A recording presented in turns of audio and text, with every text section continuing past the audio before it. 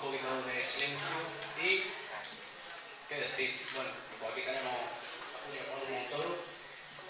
La verdad es que llevo un largo tiempo esperando este momento y yo he hablado con ella en privado de que desde el principio que la escuché hablar en un videoblog que tiene en el canal de YouTube, pues dije, esta persona, esta mujer, la tiene que traer el equipo Rodive para compartir con todos vosotros su conocimiento sobre mundos tan etéreos y trascendentales como para mí reales, ¿no?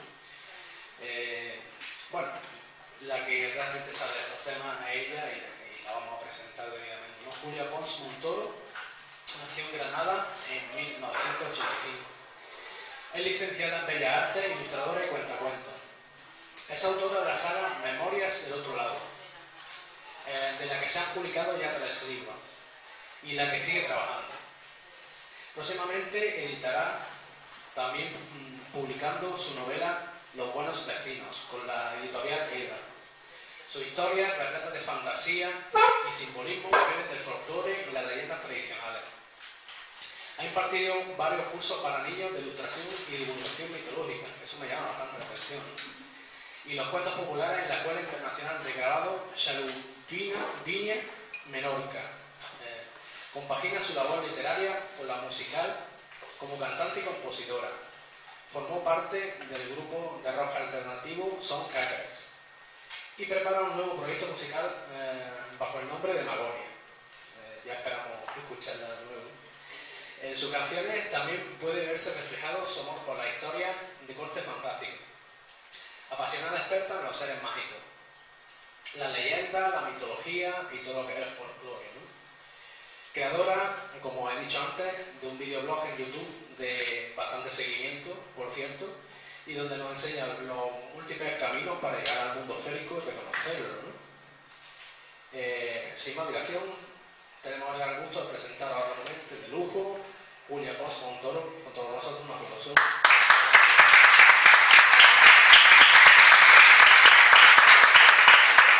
Es un placer estar aquí y bueno, el tema que voy a exponer puede chocar un poco en principio porque bueno, voy a mezclar lo que es el folclore antiguo con algo que en principio parece tan distinto y tan diferente como es la ufología moderna, todo lo que rodea el fenómeno OVNI y los encuentros con humanoides. Sin embargo, como iré exponiendo a lo largo de la charla, veremos que ambos fenómenos parten de un punto en común y solo varía la interpretación que de ellos hacemos en función de nuestra época y la creencia de cada país y el momento. De ahí el título Hadas o extraterrestres. Y bueno, cuando voy a utilizar la palabra hada a lo largo de la charla, voy a usarla de una forma genérica, refiriéndome a los seres mágicos del folclore, a los seres feéricos o elementales en general. Más allá del género de femenino, masculino. Más bien como se utiliza la palabra fairy en inglés, que es una palabra neutra.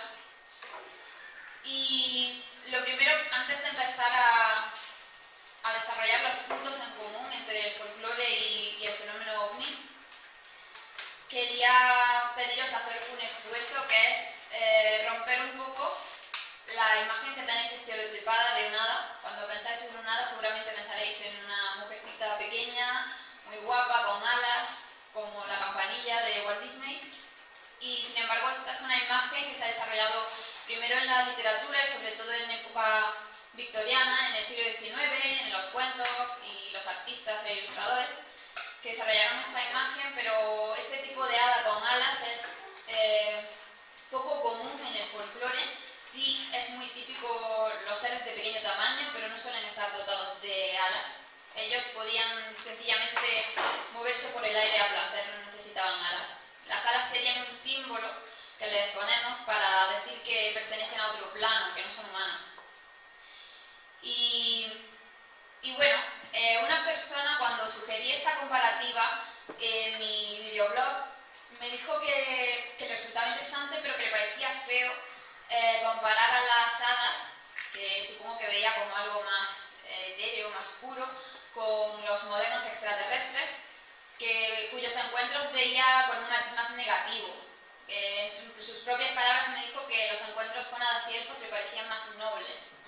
Pero yo creo que esta idealización se debe a que nuestro conocimiento de estos seres proviene ya de la literatura, del cine y de libros de folclore, y no hemos vivido épocas en las que sí se creían estos seres, se les temía. Mucha gente en el blog me pide cómo contactar a estos seres, cómo acercarse a ellos, cuando nuestros antepasados querían todo lo contrario. Lo que querían era no ofenderlos, tener mucho cuidado, porque el contacto con estos seres era muy peligroso. Antes de exponer los puntos en común, pues quería decir qué características, a pesar de la gran diversidad de seres de los que nos habla el folclore de cada país, todos tienen unas características en común. Estaríamos hablando de una especie de humanidad paralela, unos seres que, según las leyendas, poblaban la tierra antes que nosotros. Antes de existir el ser humano ya estaban aquí. Por eso se les ha identificado como espíritus naturales o de los elementos. Estos seres tendrían una vida muchísimo más larga que la nuestra, podrían vivir siglos e incluso milenios, pero son mortales. Al final también morirían como nosotros, pero lo que les caracteriza es que están a medio camino entre el mundo físico y el mundo espiritual. No serían como nosotros, que tenemos un cuerpo físico y que no perdura tanto en el tiempo como el suyo, pero tampoco son espíritus, 100%. Es decir, interactúan con el mundo material en el que nosotros nos desenvolvemos. Estos seres, que por ejemplo en los países anglosajones se llamaban fairies, eran como una humanidad paralela. Lo digo así porque ellos se casaban, tenían hijos, su propio ganado, y todo en un mundo paralelo con el que a veces nos chocábamos inesperadamente, y sí, seguramente porque ellos lo permitían. Normalmente el humano ahí no decide, eran ellos los que deciden dejarse ver, o accidentalmente nos topamos en su camino. Y a menudo eso traía un conflicto con este ser. Así que lo que hacían nuestros antepasados era, si veían algo de este tipo, alejarse de ello, y también se dejaban ofrendas a veces para tenerlos contentos. No se les consideraba dioses, pero había que contentarlos para que no estropearan la cosecha o no vinieran a molestarnos, y por lo general pues no había que meter las narices en sus asuntos, porque podíamos recibir un castigo. Dicho esto, pues voy a exponer las cualidades que vemos en los encuentros modernos y en el fenómeno ovni con el folclore. Para empezar, hablar de las manifestaciones de luces misteriosas cuyo origen no se conoce. En el folclore, las apariciones de seres esféricos muchas veces estaban acompañadas de luces. Estos fenómenos se daban más por la noche, estos encuentros, y de hecho en la tradición se nos dice que los seres esféricos es más fácil verlos al crepúsculo o al amanecer, en una luz que no es siempre en una hora que no es ni de día ni de noche. Ellos siempre están como en medio, en un reino intermedio. Y de hecho, pues a muchas veces estas luces, esos fuegos fatuos de los que se hablaba, a veces eran muy malintencionados. Tú ibas por el bosque, te habías perdido de noche y veías una luz, y ya pensando que esa luz te iba a guiar, ibas a poder llegar a casa, muy confiado la seguías, y esa luz te podía guiar a un acantilado, a un pantano o cualquier sitio donde realmente lo que estaban haciendo era pues hacerte la puñeta, llevarte a un sitio al que no pretendías ir. Del mismo modo, en el fenómeno ovni son muy frecuentes los fenómenos lumínicos, que realmente no sabemos qué son, aunque hay gente que los identifica con estas naves de supuestos extraterrestres, pero bueno, habría otras hipótesis de otro tipo. Lo que estamos viendo aquí es seguramente el fenómeno ovni que fue visto por más gente. Sin embargo, es muy sorprendente. Se trata de una de las apariciones de de la Virgen de Fátima, lo que se identificó como una aparición mariana.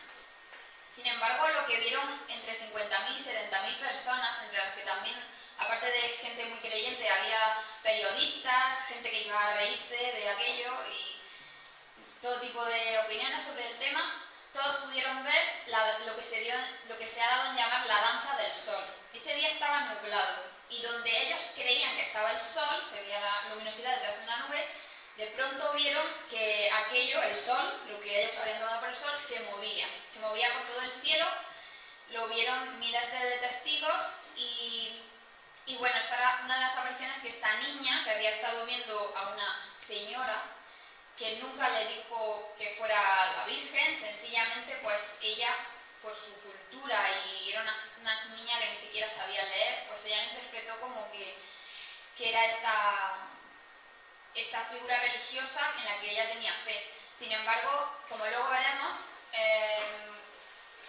investigadores del fenómeno ovni que pudieron llegar a los testimonios de estos niños vieron que lo que había visto se parece muy poco a la imagen de la Virgen María que luego se le da culto allí en Fátima. Es algo que, como veremos, está muy relacionado con el fenómeno ovni. Siguiendo con los puntos en común con el folclore, pues he de decir que un punto muy importante del contacto entre humanos y seres feéricos era que raptaban personas. Por eso se les tenía miedo y había que protegerse de ellos. Sobre todo se llevaban bebés.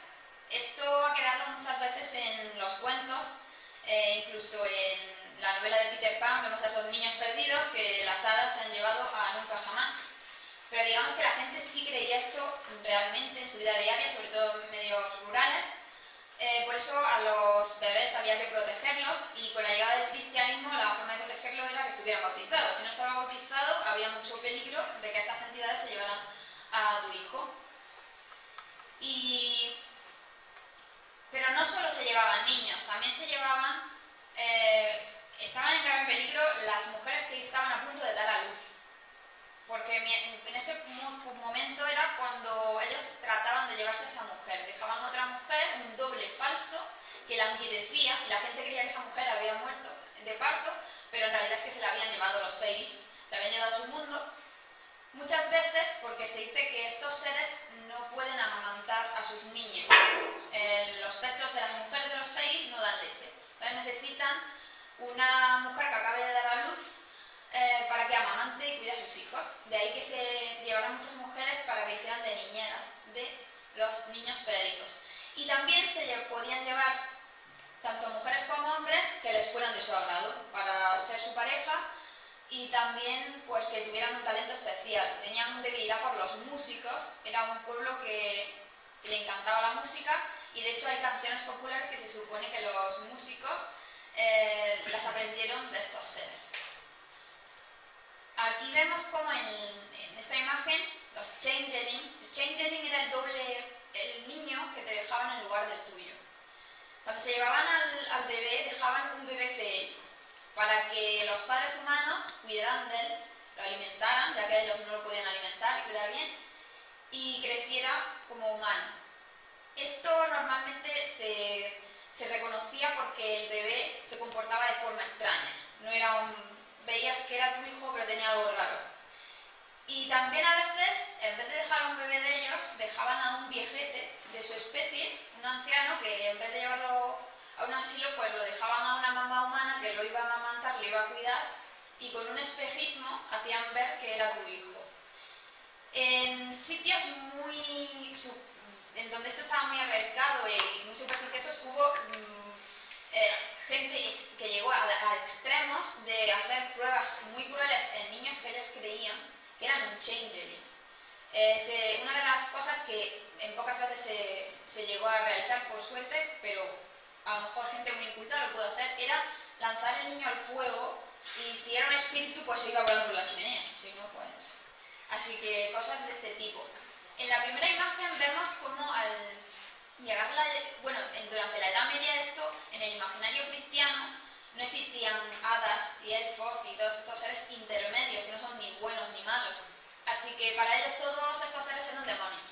Así que vemos ahí un demonio que se está llevando a un bebé y está dejando un niño diabólico en su lugar, pero realmente esta creencia era anterior. Y en la otra imagen vemos una madre que está luchando contra estos espíritus que están llevándose a su bebé. E incluso en la obra de Shakespeare, que recogió muchas de estas creencias populares y las pasó a la literatura, podemos ver en Sueño de una noche de verano cómo todo el conflicto entre Oberón y Titania, el rey y la reina de las hadas, que es lo que da pie a todo el lío que se monta en esta obra, empieza por un niño humano. Un niño humano que se disputan el rey y la reina. Los dos lo quieren para él, para cuidarlo a ellos. Aquí lo vemos, en esta obra era un niño indio y por eso le ponen, aquí lo vemos al lado, con una proporción que vemos que ellos no tienen, ¿no? Aunque sea un niño se ve la diferencia porque se supone que estos seres pueden ser de menor tamaño, pero no tienen la proporción de un niño, ellos tienen la proporción de un adulto pero en pequeño. Ahora bien, esto de los raptos, que también vemos en la ufología como los abducidos, personas que afirman que seres, que algunos creen que son extraterrestres, se los han llevado de forma traumática a veces y dicen que ya se han hecho pruebas, etc. Eso también lo veríamos, como ya he dicho, en el folclore. Y en el folclore también vemos que están muy interesados en la sexualidad humana, en emparejarse con humanos para procrear. Por eso raptaban muchas mujeres y se creía que tenían hijos híbridos, que eran mitad fairy, mitad humano. Estos niños no podían ver a los de su especie, porque ellos normalmente son invisibles al ojo humano. Por eso había que aplicarles en los ojos un ungüento que les permitía poder ver a los que eran como ellos. De esto hay muchas leyendas, tanto en el mundo anglosajón como en Centro Europa, en las que siempre alguno de estos seres rapta a una mujer bueno, realmente en esta leyenda no la raptaban. En esta leyenda la protagonista era una comadrona, una mujer que ayudaba a dar a luz, y la llevan, un hombre le pide por favor que su mujer está de parto muy difícil, que vaya con ella. Y este hombre, sin embargo, la saca de la aldea, la lleva a una cueva y la mujer se queda sorprendida porque dentro de la cueva hay una habitación muy lujosa, fantástica, y ahí en una cama maravillosa está una hermosa mujer que va a dar a luz. En esta leyenda, la comadrona reconocía a la chica como una doncella que había desaparecido del pueblo hacía tiempo. Entonces, pues la mujer le ayudaba a dar a luz y se quedaba para cuidar de aquel niño. Esta leyenda se repite mucho. Pero le daban una serie de instrucciones. Una de las instrucciones es que tenía que aplicarle ese ungüento misterioso en los ojos del bebé, pero que nunca se lo pusiera ella misma. Sin embargo, la mujer, aunque obedecía la recomendación, le quedaba un resto de este ungüento una vez en la mano, se rascó un ojo por error y fíjate que de pronto al rascarse el ojo vio lo que había en realidad. No había ninguna habitación lujosa, aquello era una cueva humilde, sin nada dentro, sin muebles, sin nada. Y la mujer que acababa de dar a luz estaba en un montón de hierba y no tenía para calentarse nada, una miseria. Aquí vemos cómo estos seres aparentan ser cosas que no son. A veces nos regalan un puñado de monedas de oro y en realidad son un puñado de hojas secas. O te ofrecen una tarta riquísima y en realidad son setas venenosas. O vemos que hay un castillo dentro de una colina y no hay tal castillo. Es todo un espejismo. En este interés por las parejas humanas lo vemos en multitud de leyendas. Aquí a la izquierda vemos de la pista Lanley al rey Finbarra, era un rey de los Dinashi. Los Dinashi eran la gente de las colinas. Era el nombre que se le daba a estos seres invisibles que vivían bajo las colinas de Irlanda. Y este rey, pues su esposa era la más hermosa del mundo, pero se entretenía en raptar mujeres humanas de las que hacía sus amantes, un poco como el dios Zeus. Y también, asimismo, vemos esta obsesión por el amor humano en las leyendas de sirenas y otros seres femeninos que buscan tener un alma en el humano. Se nos cuenta en en muchas doctrinas esotéricas, ocultistas, que los seres elementales no tendrían alma, como nosotros. Nosotros vivimos muy poquito, pero por contrapartida tenemos un alma inmortal y tenemos otra vida después, que es así, dura pues indefinidamente. Pero ellos viven a lo mejor miles de años, pero después, como la sirenita de Andersen, que recoge muy bien esta creencia popular, desaparecen y se deshacen. Se vuelven espuma de mar o cualquier metáfora que queramos imaginar.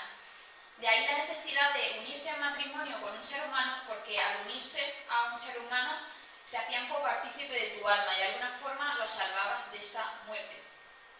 Esto mismo se ve en la tradición islámica en los jinn, lo que en los cuentos populares ha pasado a ser los genios. Comparten todas estas características con los fairies, también eran seres invisibles, con poderes superiores a nosotros.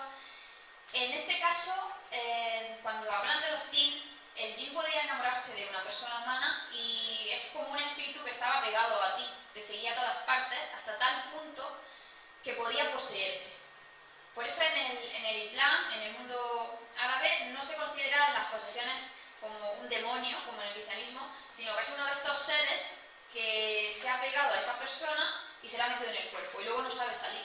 Y hay que ayudarle a salir. De forma que normalmente el exorcista lo que le pregunta a la persona es, primero al ser que tiene dentro, es si es masculino o femenino. Porque normalmente si es un hombre va a tener un espíritu femenino dentro y viceversa.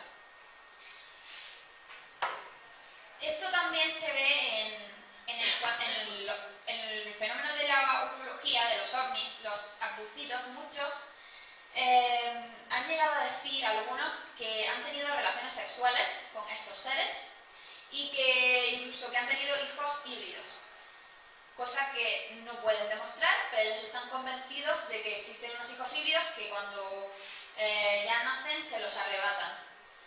Esto es muy curioso porque esto lo podemos ver en siglos pasados, esta misma creencia en Europa, pues ya en el siglo XVII, obviamente ya cristianizada, y que cuando una persona afirmaba que había tenido relaciones sexuales con una ninfa, un elfo o cualquiera de estos seres, obviamente era llevada a juicio no solo por la iglesia, sino porque no existían leyes contra tener relaciones con estos seres, pero estos seres normalmente presentaban alguna característica animal. Podían tener patas de cabra o algún rasgo que daba a entender que no eran humanos. Entonces se consideraba como tener relaciones con animales, y de ahí que fuera considerado algo pecaminoso y abominable.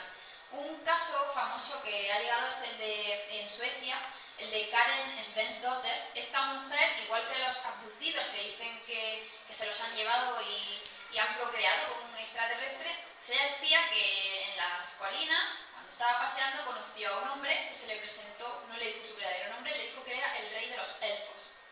Y este hombre, que iba vestido de dorado y era muy apuesto, pues tuvo varios encuentros con ella y afirmaba que en 7 veces había dado a luz 7 hijos a este hombre, y que en cuanto daba a luz, en una especie de ataques extraños que ella tenía y de los que había varios aldeanos que la habían visto sufrir esos ataques, se los arrebataba. Y esta mujer iba por el bosque buscando a sus hijos híbridos y que no encontraba, porque se los habían quitado. Normalmente estas personas, la iglesia no llegaba a condenarlas porque ya entonces se veía como una especie de locura, se veía como que esa persona no estaba bien, porque no se tenía por cierta estas historias, que el pueblo sí creía.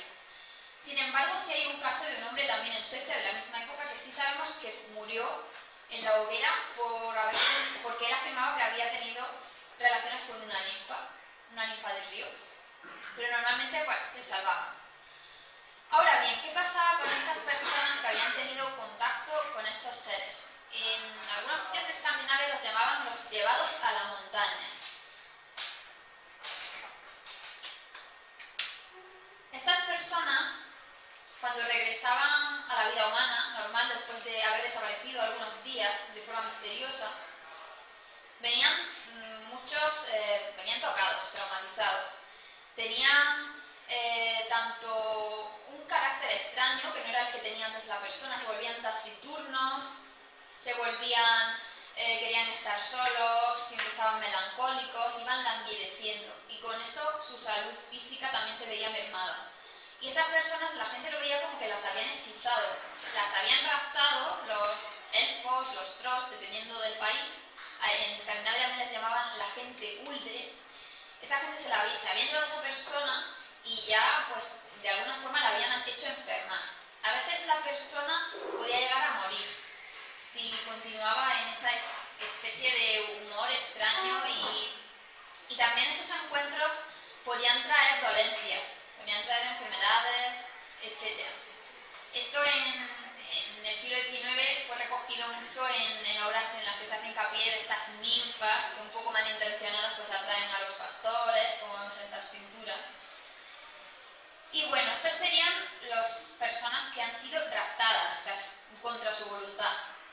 Sin embargo, en el fenómeno OVNI, en el siglo XX, vemos que están los contactados.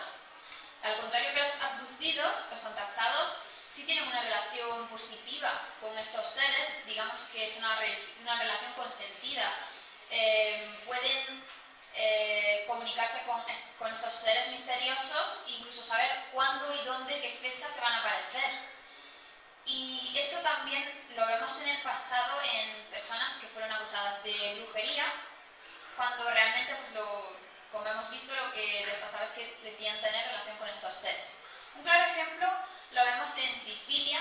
Tenemos, cuando aún Sicilia pertenecía a España, hay documentos de la Inquisición sobre el caso de esta mujer, cuyo nombre, al contrario que Karin Svensdotter, pues de esta mujer de Sicilia no sabemos su nombre, pero se la conoce como la esposa del pescador de Palermo.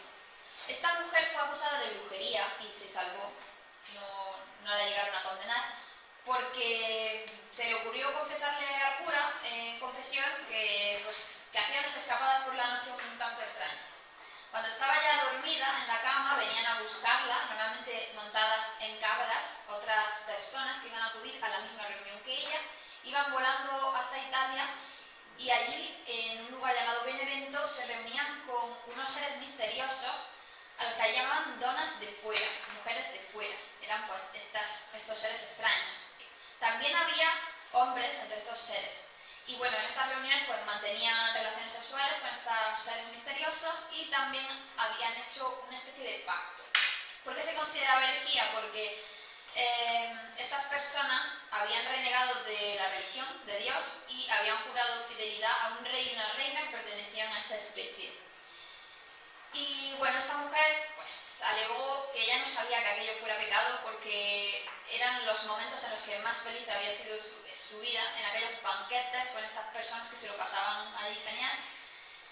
¿Cómo se salvó? Pues le dijeron dos opciones. Le dijeron que o bien todo aquello había sido un sueño, por lo tanto no era un pecado, era un sueño y ella no tenía control sobre aquello, o bien eran demonios. Y si eran demonios estaban pecados y por lo tanto aquello era brujería y tenía que ser castigada. Y bueno, la mujer fue muy lista y dijo que se había equivocado un poquillo y que había sido un sueño y ella pues la había confundido. Y así se salvó esta mujer. Y bueno, también vemos cómo a los seres feéricos en el ocultismo y también pues en la alquimia se les llama seres elementales, porque se creía en estas doctrinas que eran los seres que poblaban los 4 elementos y había un tipo diferente para cada elemento. Estos seres, como ya veremos más tarde, también en estas doctrinas se creía que debían tener relaciones con humanos. Ahora voy a hablar de cómo este tema era considerado un tema tabú, del que no se debía hablar. El hablar de los fairies, de todos estos seres, era atraer la atención de esos seres hacia ti. A ellos no les gusta que hablemos de ellos. Ellos quieren pasar inadvertidos, invisibles, que no les hagamos caso. Entonces la gente hablaba de ellos con eufemismos. Normalmente no hablaban de las hadas, de los fairies, sino que hablaban de los buenos vecinos, la gente buena, el pueblo y otros nombres. Según un folclorista, en Escocia, por ejemplo, que se les daban estos nombres de los buenos vecinos, etc., los escoceses bendecían todo aquello que temían y de alguna forma pues le daban estos sobrenombres positivos para hablar de unos seres a los que realmente tenían miedo. Y así pasó al imaginario popular. Aquí vemos un libro clave para conocer las creencias en estos siglos. Este libro es del siglo XVII, The Secret Commonwealth. Se ha traducido al español como La Comunidad Secreta. Curiosamente fue escrito por un reverendo cristiano llamado Robert Kirk. Él era escocés y estaba muy al tanto de todas estas creencias que tenía el pueblo y no solo no las demonizaba, sino que tenía tanto interés que, bueno, comentándolo con otros eclesiásticos, se interesaron y le pidieron que pusiera por escrito todas esas creencias del pueblo. Y él hizo este ensayo recogiendo un poco caótico, porque no lo pudo llegar a acabar, todas las creencias que había en torno a estos seres. Este libro, cuando lo acabó, tardó un año más o menos, porque él era traductor y de él lo que se dedicaba era a traducir textos cristianos al gaélico para poder llegar a los irlandeses, los escoceses y ganar fieles. Y él también pues ayudó a traducir la Biblia al gaélico, por ejemplo. Pues cuando acabó este libro, Robert Kirk al poco murió de una forma misteriosa. Salió de su casa una noche de madrugada hasta un túmulo donde se creía que habitaban estos fairies y por la mañana se lo encontraron allí muerto. Dijeron que había muerto de apoplejía, pero la gente no se quedó contenta con esa explicación. La gente se corrió el rumor de que los fairies le habían castigado. Él había escrito un libro contando los secretos de este pueblo oculto y por lo tanto había recibido un castigo. Y no estaba muerto. Los fairies se lo habían llevado dentro de la colina, su alma estaba cautiva, no tenía descanso, mientras habían dejado un cuerpo falso, uno de estos dobles. A veces se creía que era un tronco de árbol que ellos encantaban para hacernos ver al difunto y lo que se enterraba realmente era este tronco encantado mientras la persona estaba cautiva en el país de los fairies. Y aquí podemos ver la tumba de Robert Kirk y debajo el lugar donde, según la tradición, está cautiva el alma de Robert Kirk. La gente acude allí a dejar estas cintas de colores y pedir deseos y bueno, es un lugar al que la gente que viaja por estas tierras de Escocia suelen ir a visitar. Otro caso de cómo estos seres castigaban a la persona que iba contando sus secretos cuando no debían hacerlo es este libro, también del siglo XVII. Es un libro esotérico, se llama El Conde de Cavallis, en este caso es francés. Se publicó de forma anónima, pero después fue atribuido a un abad llamado Montfaucon de Villar. Y aunque tiene un contenido esotérico y el protagonista de este libro es un misterioso conde llamado de Cavallis, podríamos traducirlo como el conde de la cabra, pues se desarrolla en forma de diálogo entre este conde que trae una doctrina esotérica y un eclesiástico, y ellos discuten mucho, como el otro le hace ver que aquello es pecado y el conde le va explicando que no, que estos seres no son demonios, que son seres que pueblan los elementos, etc. Sin embargo, esta obra está escrita un poco de forma jocosa, tiene un punto de humor, como que no es seria del todo. En el siglo XIX, cuando hay mucho resurgir de doctrinas esotéricas, Madame Blavatsky, Elena Petrovna Blavatsky, la fundadora de la Sociedad Teosófica, esta mujer que intentaba reunir todas las doctrinas secretas del mundo, acerca de este libro nos dice que no hay que tomárselo a cachondeo, que este libro sí está revelando secretos del ocultismo, pero para confundir le han dado un barniz de humor, y ahí está un poco entre la comedia y lo real, pero que es una obra interesante. En la obra se habla de los Rosacruces. Se pretende que esta sociedad secreta tenía... ellos renunciaban a tener una pareja humana, pero a cambio iban a tener una pareja que era un ser elemental. Por lo que hemos dicho antes, estos seres carecen de alma y ellos eran muy piadosos y querían ayudar a estos seres a tener un alma. El autor de este libro también nos habla de un tema que podemos relacionar totalmente con la ufología, nos cuenta que en el siglo IX en Francia hubo multitud de fenómenos extraños en los cielos y él se los atribuye a un cabalista que él llama Zedequías, y este Zedequías se empeñó en hacer ver a la gente que, aunque ellos no lo creyeran, los elementos estaban poblados por otros seres semejantes a nosotros. Así que habló con los espíritus del aire, los silfos, y les pidió que se manifestaran masivamente sobre los cielos de Francia. Supuestamente los silfos así lo hicieron. Se vieron navíos aéreos, lo que en aquella época se vieron como barcos que volaban por el cielo. Se veían un montón de seres como yendo en procesión por los cielos. Pero ¿qué pasó? Que la gente no creyó que eran silfos. La gente pensó que el enemigo mandaba brujos para destruir sus cosechas. Y, de hecho, en época de Carlomagno se sacaron leyes contra estos seres. Si alguien lograba capturar a uno de estos seres, cosa que rara vez iba a suceder, estaban condenados por brujos, por destruir las cosechas. Sin embargo, estos seres seguían empeñados en contactar con los humanos, así que cogieron pequeños grupos de personas, igual que hoy día se llevan a los abducidos, y les enseñaban lo maravilloso que era su mundo, cómo era su sociedad, etc. Y luego los devolvían de esos navíos aéreos para que hicieran un poco de proselitismo de ellos y le dieran buena imagen al pueblo. Tampoco funcionó. El pueblo lo que hacía era coger a estos embajadores de los silfos y decían que eran brujos y quemarlos. Curiosamente, a una de estas personas la salvó de muerte un eclesiástico. El arzobispo de Lyon escuchó que había una algarabía montada entre el pueblo, que decían que dos hombres y una mujer habían descendido de las nubes del cielo, que eran de estos brujos y que los iban a quemar y tal. Que es lo que vemos en la pequeña ilustración arriba en la esquina, que es este arzobispo intercediendo con el pueblo. Este hombre era muy escéptico. Él pues era cristiano, pero no creía en nada de estas. Consideraba que todo esto eran supersticiones y que había que erradicarlas del pueblo. No porque fueran demonios, sencillamente porque creía que era toda una fantasía y que no existía. Entonces convenció al pueblo de que aquello no podía ser, de que nadie vuela en naves aéreas y nadie puede venir volando por el cielo. El pueblo le creyó y aquellas tres personas, según el libro del Conde Gavalí, se salvaron.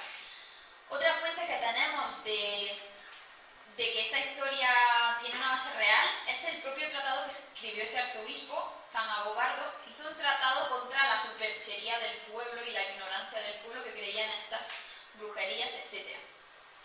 ¿Y qué tiene que ver esto con que fuera un tema tabú? Pues porque el autor al que se atribuye este libro también murió en circunstancias extrañas. Tras publicar esta obra, se hallaba de viaje de camino a Lyon, y justamente donde se desarrolló todo este tema de los silfos, y por el camino le mataron de un tiro en su carruaje, y el pueblo llegó a la misma conclusión que con Robert King. Los espíritus o los magos lo habían matado como castigo por divulgar sus secretos. Asimismo, ¿por qué era un tema tabú el tema de los seres feéricos? Porque podían hacerte daño si tratabas de verlos, podían provocarte parálisis. La gente que los veía podía quedarse ciega porque te cegaban adrede para que no los vieras. Y también era tan terrorífico verlos que podías quedarte mudo durante un tiempo hasta que podías recuperar, aparte de que te quedabas totalmente traumatizado. En Escocia, por ejemplo, los videntes, personas que estaban dotados de la capacidad desde nacimiento de ver estos seres, se consideraba que aquello era la segunda visión. Esta capacidad se heredaba de padres a hijos, o también había formas ocultas de conseguirla, pero lo normal era pues, que se heredara. Estos videntes podían ver estos seres y decían que aunque los habían visto toda la vida, nunca se acostumbraban a verlos, porque se los encontraban en cualquier momento y de forma inesperada, y hacían muecas y los miraban con unos ojos tenebrosos que era terrorífico. Incluso a ellos, teniendo esa capacidad de nacimiento, era una cosa que les costaba sobrellevar. Una forma de que una persona que no pudiera verlos lograra verlos era con la ayuda de estos videntes. Había formas en las que tú, poniendo tu mano sobre el hombro del vidente y tu pie sobre el pie del vidente, por encima del hombro de esta persona podía lograr verlos. En el libro de Robert Hill se nos cuenta cómo había un hombre que era muy escéptico, no creía en estos seres, y uno de estos videntes le retó delante de un montón de gente a que él le iba a ayudar a verlos. Delante de todo el mundo el hombre sufrió un shock, dijo que había visto un montón de seres lanzándose contra él, furiosos, y se le quedaron paralizadas las piernas, se quedó mudo y lo tuvieron que agarrar y llevarlo hasta casa al escéptico. Y así que siempre era algo que era bastante terrorífico. En el fenómeno ovni, en los encuentros, suele pasar lo mismo. En esta ilustración vemos una recreación de algo que sucedió aquí en Andalucía. Este hombre, cuyo nombre creo recordar era Juan Rodríguez, este encuentro sucedió en Aznalcóllar. Este hombre tenía 82 años, era un minero retirado y él trabajaba, aunque estaba ya retirado, pues trabajaba cuidando de un melonar. Se lo cuidaba una gente y tal, y de pronto un día, vigilando este melonar, pues el hombre vio descender un objeto que él no pudo comparar más con un autobús. Para él tenía forma de un autobús. De este objeto surgieron dos hileras de pequeños seres del tamaño de niños, y estos seres contó que eran unos 50, con un mono azul pegado, y todos yendo en fila hacia un pozo que había en esta finca y que abastecía a los campos.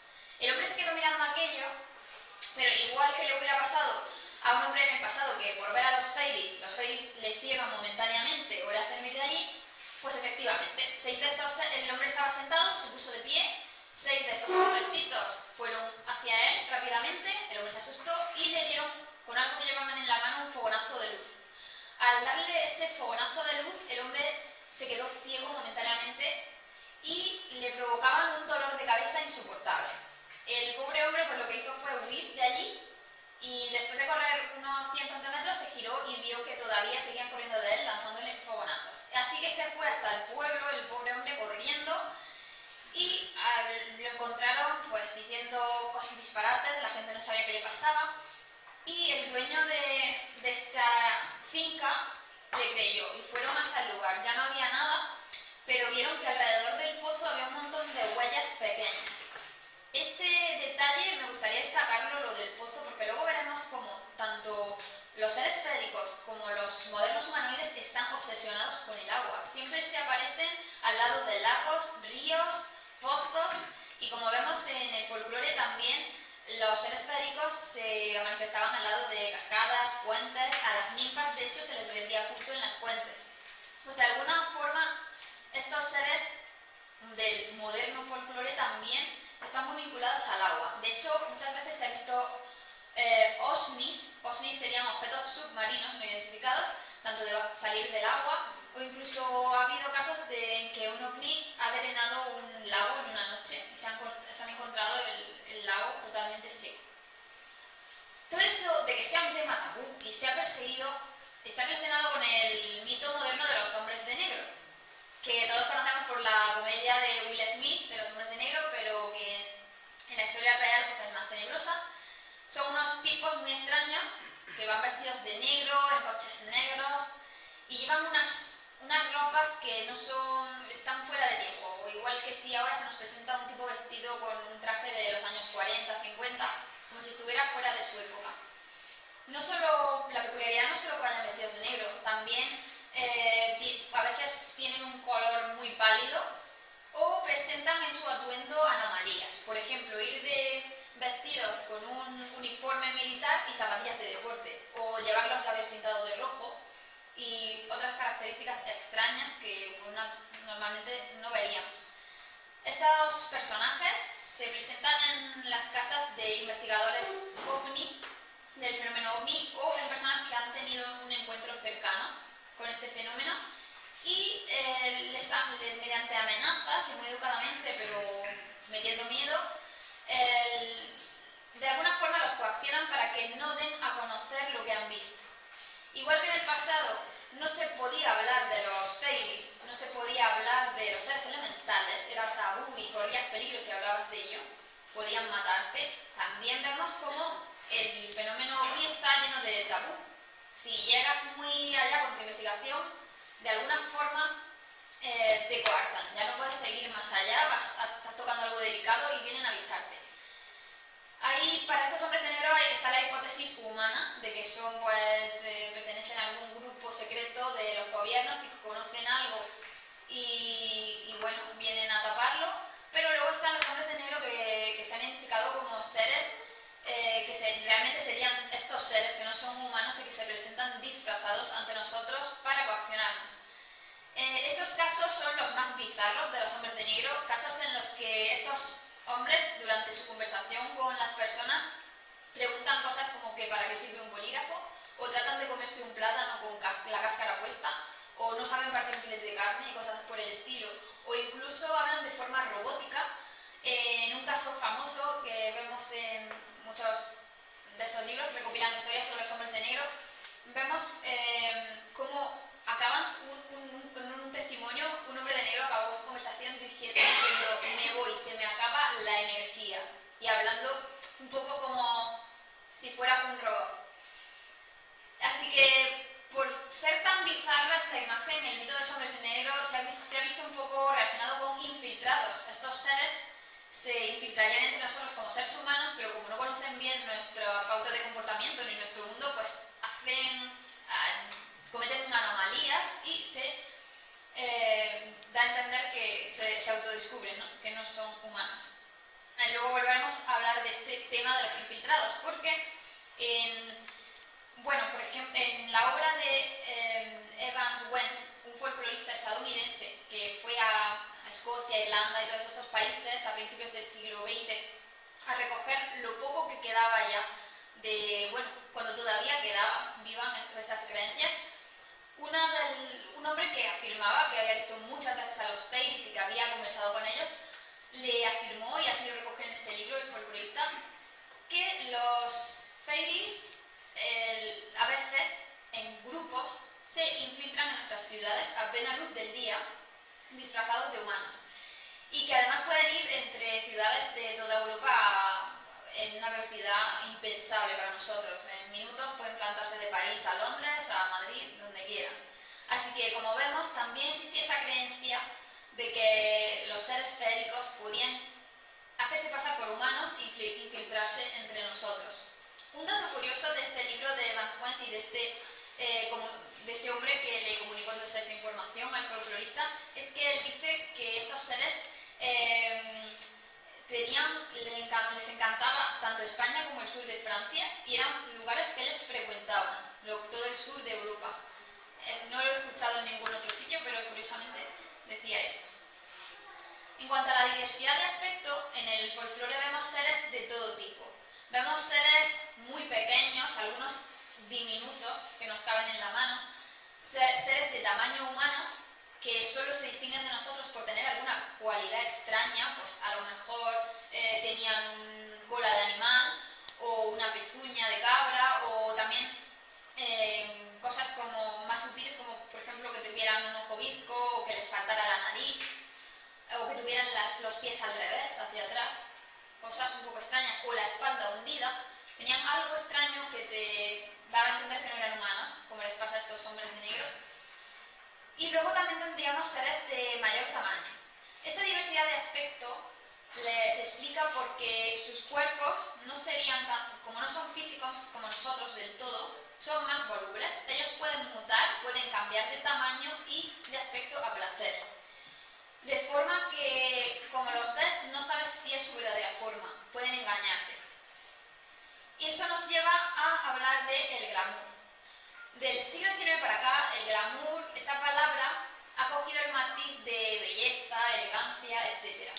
Pero en su origen se refería a un encantamiento. El glamour, que también lo podían hacer las brujas, era jugar con la percepción de la persona para hacerle ver algo que no está ahí en realidad, o deformarle la visión de los objetos y de lo que le rodea. Como hemos hablado antes, esto se le estaba muy bien a los fairies, que podían darte un puñado de monedas que eran en realidad hojas, o hacerte ver un castillo donde no había nada. De forma que esto nos hace dudar de sus verdaderos poderes mágicos. Tal vez su mayor poder es que pueden jugar con nuestra nuestra percepción, nos engañan y de alguna forma también se presentan ante nosotros con la forma preconcebida que de ellos tenemos. Juegan con lo que nosotros esperamos ver. Y entonces este glamour sería ese engaño de la percepción. Muchos investigadores del fenómeno OVNI han propuesto esta hipótesis, igual que sucedía en el glamour, en el folclore, de que cuando vemos un encuentro cercano con humanoides y ovnis, tal vez no estamos viendo la realidad. Tal vez estamos viendo lo que unos seres, que no sabemos quién son, nos están haciendo ver. Y bueno, cuando la gente se los llevan a los abducidos, suelen tener pérdidas de tiempo. Pasan lo que para ellos han sido 2 horas, han sido 4. Y en las 2 horas restantes no saben qué ha sucedido. Todo este tema que se ha desarrollado con la regresión mediante hipnosis y luego pues ellos recuerdan más cosas. Esto se da en el folclore y es muy común en las leyendas de hadas y en muchos países vemos leyendas de este tipo, en países orientales también. Cuando tú veías a las hadas bailando en el bosque o donde fuera y tú te unías a su corro, corrías el peligro de que el tiempo pasara mucho más rápido para ti. Lo que para ti habían sido 5 minutos, podían ser varios días o incluso en leyendas muy exageradas podían haber sido 300 años. Aquí vemos una ilustración de Dalí ilustrando esto y escritores como Washington Irving recogen esta creencia en el relato de Rip Van Winkle, este hombre que se queda dormido y cuando despierta ahí en Estados Unidos pues ha cambiado todo en su país y no sabe dónde está su familia y se encuentra con su nieto. Pues esto es muy típico del folclore. Sin embargo, los testimonios que nos han llegado, los que pudieron recoger folcloristas del siglo XVIII, XIX, no eran tan exagerados, no eran 300 años como en las leyendas, sino que podían ser pérdidas en plan de un hombre se va al campo a echar un rato tocando la flauta y desaparecía una semana. Y cuando volvía, pues su mujer le preguntaba que dónde demonios se había metido, que creían ya que estaba muerto, y él decía, ¿qué dices? Si llevo 5 minutos fuera, tocando la flauta ahí en el monte. Y entonces, pues siempre había esas pérdidas de tiempo. Otra anécdota que se nos cuenta en estos libros de folclore es de una mujer que se quedó por la noche, se le hizo tarde y no logró llegar a casa, y se encontró con una gente que para ella era gente normal, y para entretenerse pues se quedó hablando con ellos. Por la mañana se despertó en un lugar diferente al donde se había quedado dormida, y para colmo, cuando llegó a casa habían perdido también varios días, siempre esos lapsos de tiempo. Y esto es una cosa que vemos en el fenómeno OVNI también. Comportamiento absurdo. En el folclore, las hadas y elfos hacen un montón de cosas que no comprendemos. Nosotros lo interpretamos como que si los vemos haciendo algo extraño, pues están bailando o están o que han hecho travesuras, no sabemos interpretarlo. En el fenómeno OVNI vemos ejemplos que, si no fuera porque han sucedido en el siglo XX, son totalmente de leyenda. En esta ilustración vemos una interpretación de un caso que sucedió en Italia, que ahora voy a contar y que es muy divertido. Y bueno, esta mujer que representan aquí se llamaba, no me viene el nombre ahora, Rosa, se llamaba Rosa. Ella era una mujer que vivía en una granja en un pueblecito llamado Cennina, si no recuerdo mal. Esto sucedió en el año 1954. Esta señora vivía en una granja y tenía 4 hijos, 40 años, y bajaba rara vez al pueblo, siempre estaba con sus labores, en la granja, etc. Pero aquel día, que curiosamente era 1 de noviembre, lo que es Día de Todos los Santos, o en la tradición celta, pues lo coincide con la noche del día siguiente a Samhain, ¿no? A Samhain. Pues curiosamente quiero hacer hincapié en eso porque es una fecha típica en la que se podía ver a las hadas. Igual que se ven en San Juan y en Halloween, esos cambios de estación, pues justamente esta mujer bajaba al pueblo con su mejor vestido y con flores porque por lo visto ese día allí se celebraba alguna fiesta de la Virgen María. Igual que aquí llevamos flores a los difuntos. Iba con su ramo de flores y llevaba en la mano las medias y sus mejores zapatos nuevos que se había comprado. Iba arreglada y no quería ensuciarse los zapatos y bajaba hacia el pueblo por un camino que ella frecuentaba mucho con sus medias y sus flores, cuando de pronto se encontró con un objeto muy raro que medía unos 2 metros y que ella describió como un huso de una rueca, como 2 conos unidos por el centro. Al principio la mujer pues no se asustó, vio aquello, se sorprendió mucho, vio que tenía una puertecita y dentro como 2 butacas que ella identificó como de niño. ¿Qué pasó? Que tras acercarse un poco a mirar, detrás de aquel artefacto salieron 2 hombrecitos. Ahí ya la mujer sí se asustó, obviamente. Los describió como personas de aspecto totalmente humano, pero de 1 metro de estatura, más o menos.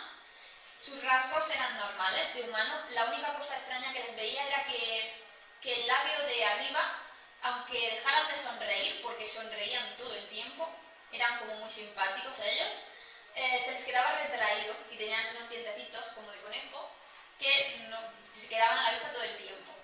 No se les veía las orejas porque llevaban lo que ella dijo como unas fundas de cuero, ella lo identificó con este material. Y curiosamente, como siempre pasa, llevaban este mono de todo el cuerpo muy pegado, con unas capitas, que parecía algo más de cuento todavía. ¿Y qué hicieron estos seres? Pues muy simpáticos ellos, sonriendo, se acercaron a ella, ya aterrorizada, y uno de ellos le quitó el ramo de flores. La mujer, tímidamente, pues su reacción fue protestar. Y el otro ser le arrebató las flores al compañero, se las devolvió a la mujer, pero se quedó 5, y una de las medias de la mujer, que el otro ser también le había quitado.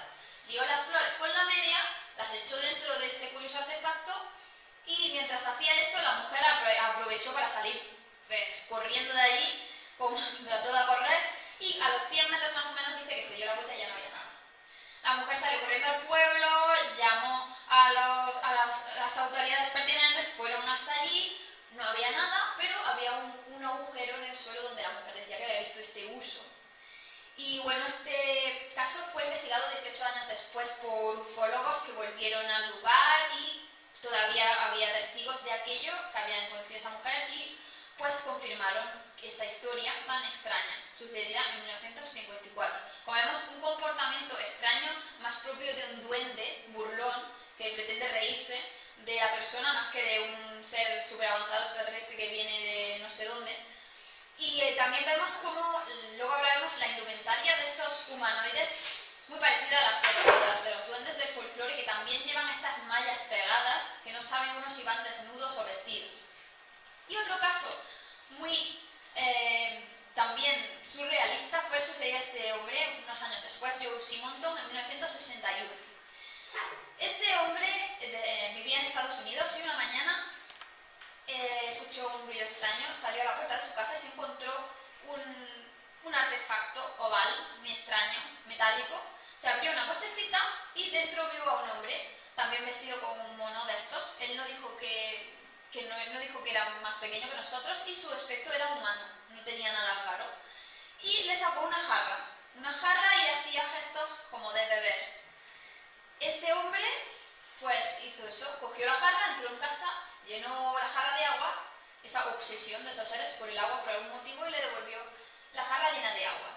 Fijándose vio que dentro había más cosas, había otro hombre, otro de estos personajes que estaba allí, lo que a él le pareció cocinando, porque veía un mueble que no tenía humo, no tenía fuego, pero sí tenía humo, echaba humo. Y este hombre, que podéis ver su testimonio, lo descubrí el otro día, está la imagen de la época grabada contándolo, cuenta que para dar conversación, porque nadie decía nada, se llevó la mano a la boca y hizo un gesto como de comer.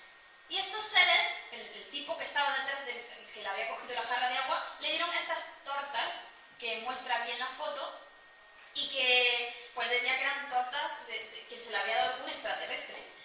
Esta historia tan bizarra, en aquella época cuando todavía se tenía muy en cuenta todo el fenómeno OVNI, fue tenida en cuenta y se llegaron a analizar las tortas, pero todos sus componentes eran de origen terrestre, por lo cual no se dio ninguna importancia y los ufólogos más racionalistas pues la dejaron apartada y dijeron, como dijeron a la mujer del pescador de Palermo, que todo eso el señor Simonton lo había soñado aquella mañana, se había echado una siesta en la puerta de su casa y se había quedado dormida y traspuesto y había soñado aquello. Y Simonton dijo que si le volviera a suceder cualquier cosa, tenía por seguro que no iba a contar nunca nada más lo que le hubiera sucedido. En el libro Pasaporte a Magonia trata esta relación entre el folclore y la ufología, Jacques Vallée, este investigador que es científico y astrónomo, nos hace hincapié en que curiosamente entre los componentes de estas tortitas no estaba la sal. ¿Por qué nos hace hincapié en este punto? Porque los fairies no comen nada que tenga sal. La sal les hace daño. Y de hecho la sal, junto con el hierro, que es otro material que tienen prohibido, pues se utilizaba para ahuyentar a los fairies. Ahora voy a hablar de cómo estos seres, tanto las hadas como los humanoides, han sufrido una idealización. En el siglo XX, curiosamente, conforme se iba dejando de creer en las hadas, también tenían una idealización tanto en la literatura como en el cine. Los hemos visto ya como seres más espirituales, buenos, y todo esto de que fueran terroríficos, de que raptaran gente y de que dieran tanto miedo, pues se ha dejado un poco de lado. Y esta idealización la vemos también en contactos con estos seres, supuestos contactos durante el siglo XX con estos seres, como el sucedido en Pinehall, en Reino Unido, donde se cree que estos seres ayudaban a estas personas a cultivar la tierra como espíritus de la naturaleza, etc. Estos tipos de contacto tan positivo y tan idealizado también se da entre los contactados con supuestos extraterrestres, que hablan de estos extraterrestres que son de rasgos nórdicos, largos cabellos rubios, son guapísimos y son muy buenos y nos hablan de la paz, del amor y que la ecología y que son como los guardianes del mundo. Y también se les ha quitado como toda la parte mala, vemos que es el mismo tipo de idealización, y de hecho estos seres son más parecidos a los elfos de Tolkien que a seres que pudieran provenir de otro planeta. Como nos dice Jacques Vallée en Pasaporte de Magonia, es curioso que pretendamos que todos estos seres sean extraterrestres cuando son prácticamente humanos, salvo por algún rasgo extraño. Tienen 2 piernas, 2 brazos y tienen cabeza y tienen rasgos humanos. Si fueran seres de otro lugar del universo, pues obviamente habrían evolucionado de forma muy diferente. Otro punto importante es el de las matanzas de ganado. ¿A qué me refiero? A animales que han aparecido muertos en extrañas circunstancias, a veces un gran número de ellos, sin marcas de ningún depredador, sin sangre ni nada, lo único, un pequeño orificio y toda la sangre les había sido extraída. Este fenómeno se ha producido en el siglo XX, muchas veces en algunos países latinoamericanos habréis escuchado hablar del chupacabras, este ser mitológico al que se atribuyen estas muertes. Sin embargo, muchas veces estas matanzas han sido relacionadas con el fenómeno ovni porque en esa zona había habido avistamientos de extrañas luminarias justo días antes de que estos animales aparecieran muertos. Curiosamente, si vamos al libro La comunidad secreta de Robert Kirk en el siglo XVII, que no tiene ni idea de qué es un ovni, nos habla de que los fairies matan ganado, pero no dejan sangre, ni herida, ni nada. Nos habla de que la herida que hacen los fairies es interna y que sus armas tienen algo de la naturaleza del rayo, que hiere los órganos internos, pero no hiere por fuera. De forma que la herida solo podía ser palpada con la mano. Y él afirma que incluso él mismo había podido palpar alguna de las heridas de esos animales. En aquella época se creía que los fairies mataban al ganado para sustraerle el alimento. La parte más pura de ese alimento no era material, que ellos no lo necesitan porque su cuerpo no es material, para luego llevárselo a sus moradas y acumular allí su alimento. Tanto en el fenómeno ovni como en el folclore vemos viajes a otros mundos. En las leyendas, los que eran raptados por estos seres iban a Fairyland, al país de las hadas, o a Magonia, o a tantos otros nombres como le han dado a estos países mágicos. De la misma manera, los abducidos dicen que han visto lugares que no parecían ser la Tierra.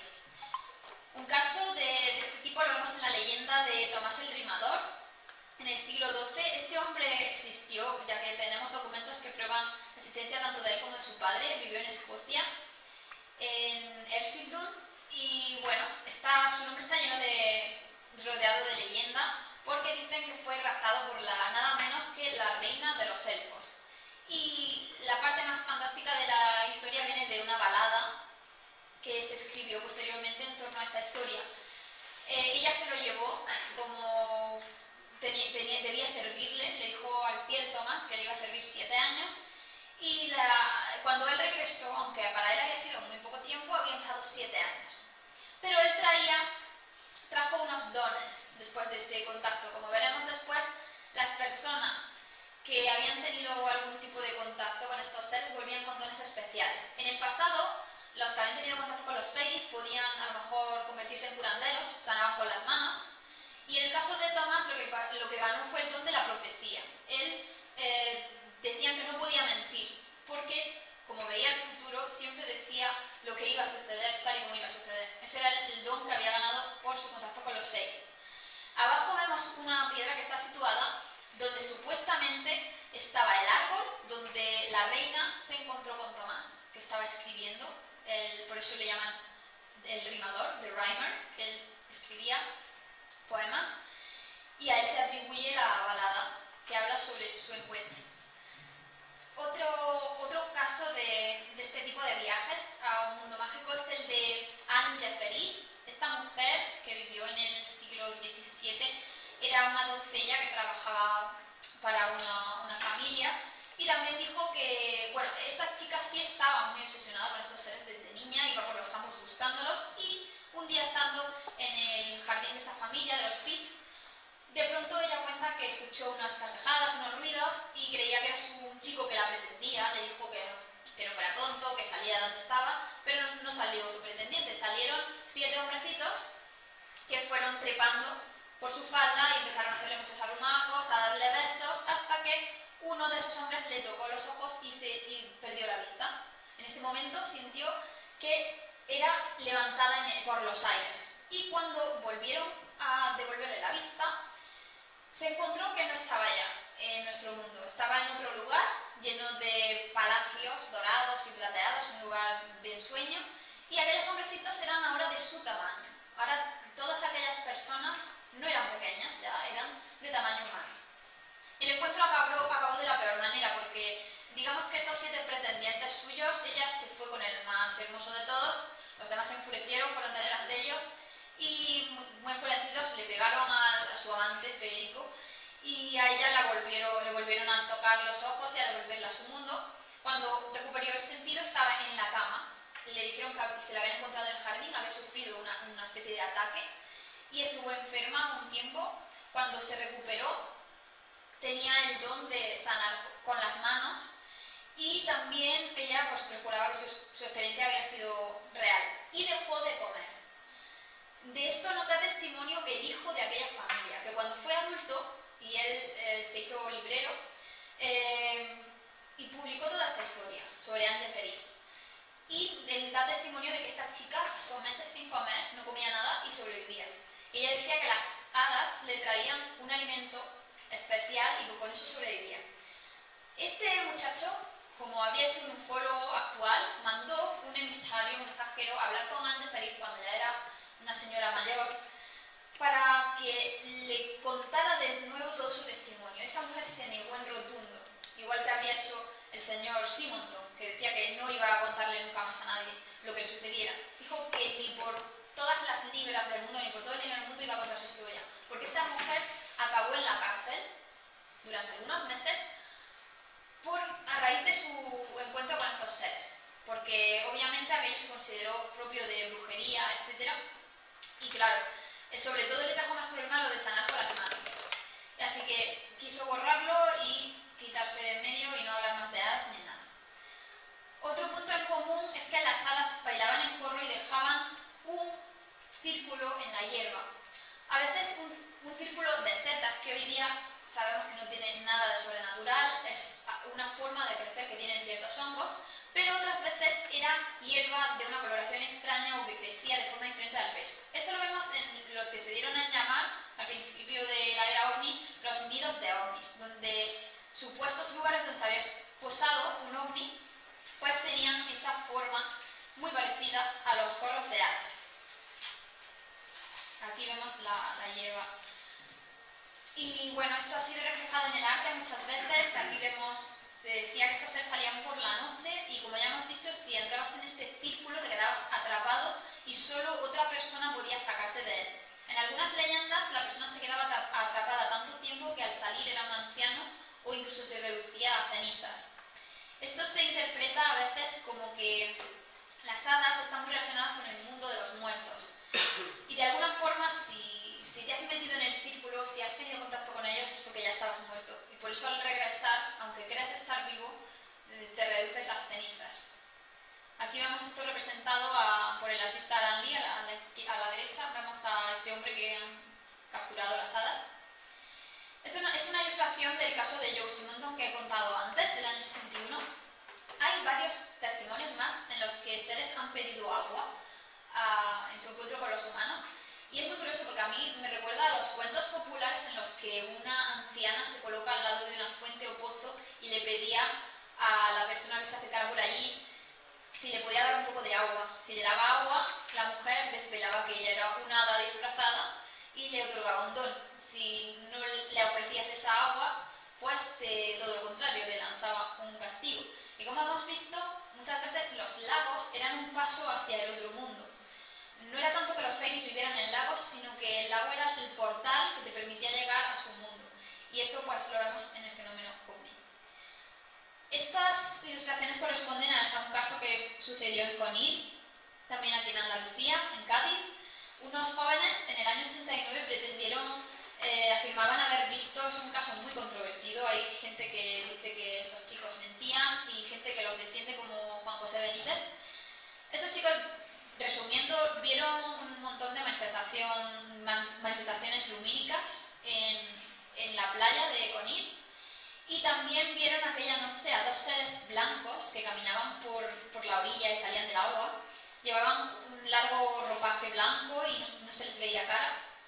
Y también vieron un tercer ser de color negro y muy alto que salía también del agua. Lo que nos interesa en este caso es un poco buscar el paralelismo con los infiltrados de los fairies, porque ellos vieron cómo estos dos seres de color blanco se tumbaban en la arena y cuando se levantaban eran un hombre y una mujer normales, que fueron hacia el pueblo.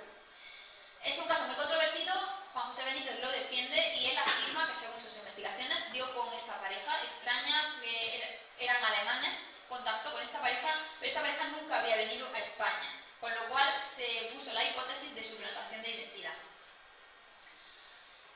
Aquí vemos, en cuanto a la fisonomía y el atuendo, cómo muchas veces el atuendo de los humanoides que ven, tal y como hemos visto con esta señora que le quitaron las flores en Italia, es muy parecido al de los seres féricos en el folclore. Este caso sucedió en Suecia, es el caso de Arno Heinonen y Viljo, estos dos hombres que estaban esquiando en un atardecer y de pronto vieron una extraña nube, más tarde este extraño artefacto, y de él salió un haz de luz y un hombrecito también de 1 metro, y otra vez tenemos que tiene un mono que le cubre todo el cuerpo de color verde, con botas verdes, y lleva un gorro en forma cónica en la cabeza, algo que todos hemos visto en los cuentos populares de los gnomos, etc. Los seres féricos solían mucho llevar este tipo de sombreros. Y también llevaba en las manos un objeto que se repite mucho en el fenómeno ovni, que es una caja con luz, con una luz. Siempre se repite este hecho de que tienen una luz en la mano.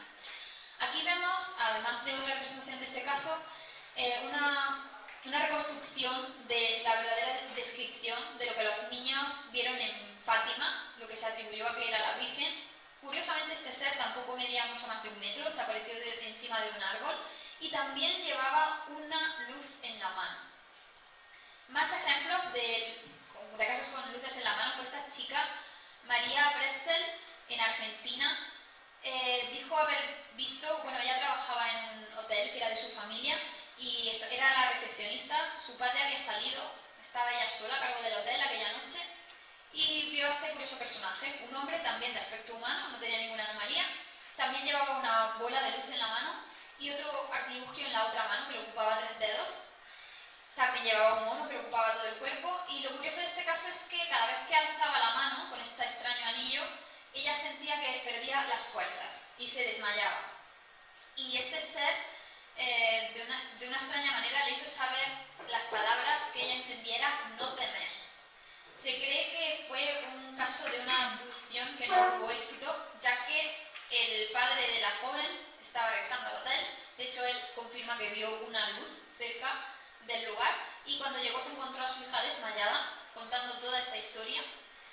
Y pues es otro ejemplo de esta luz que sostienen en la mano y que muchas veces en el folclore también los seres féricos tienen luminarias en la mano, como es el caso en el folclore balear de las damas blancas, unos seres espectrales que se presentaban con una luz en la mano y si los veías mejor era que salieras corriendo en dirección contraria.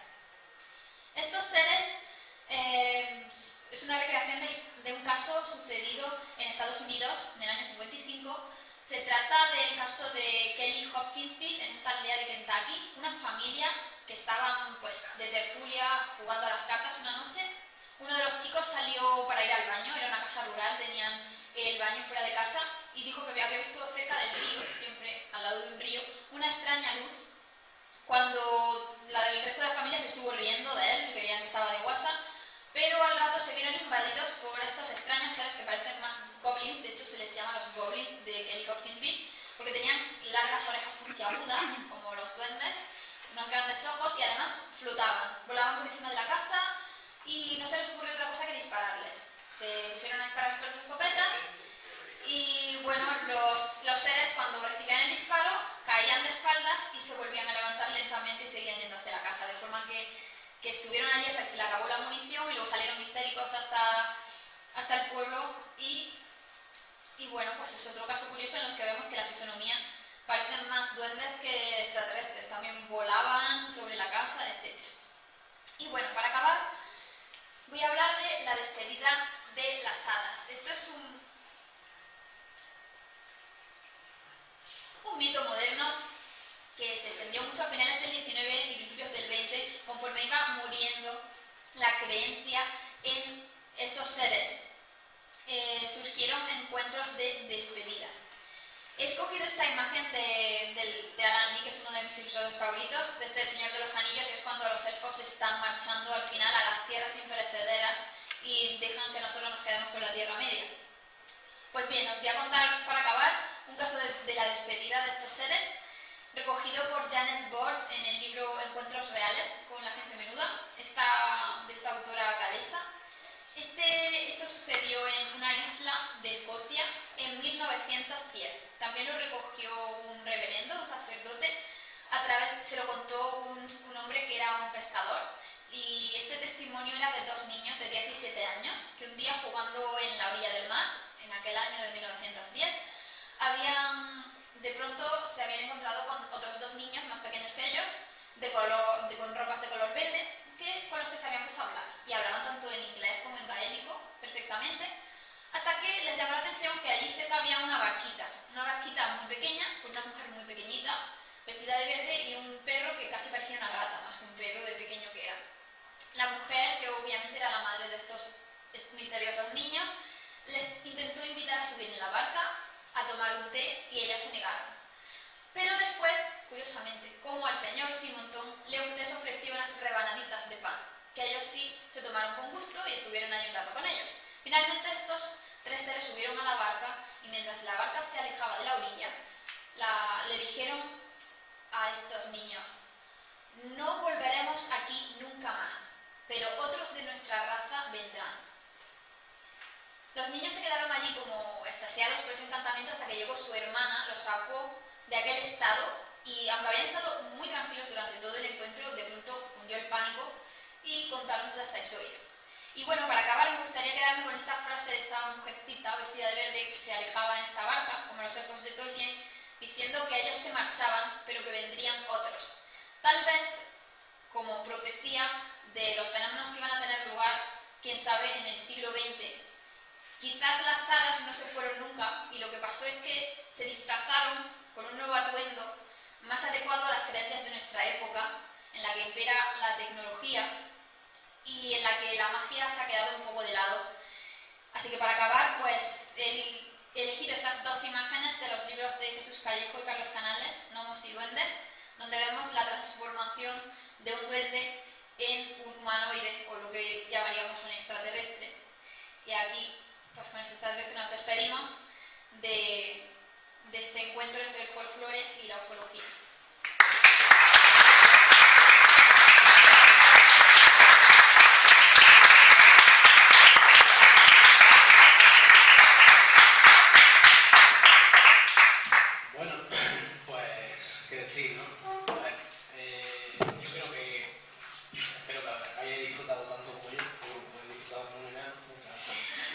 Mitchell.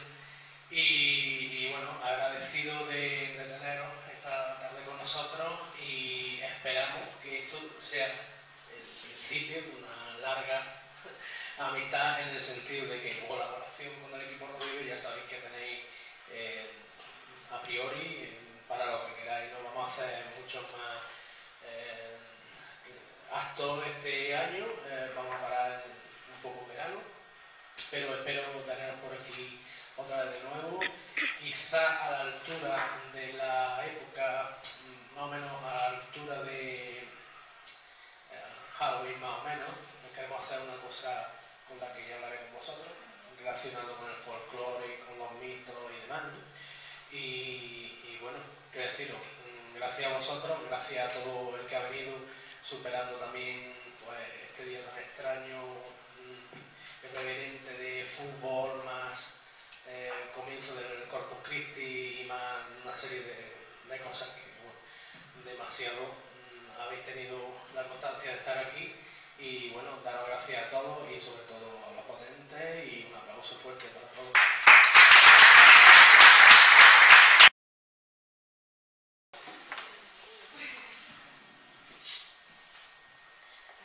¿Alguna pregunta? Sí, yo quiero hacer una rapidita, a ver, una rapidita que no podéis entender lo que veis. Sobre todo, ahora mismo tengo uno para cada uno. En principio, la primera partida. ¿Qué es exactamente el Ragnarok?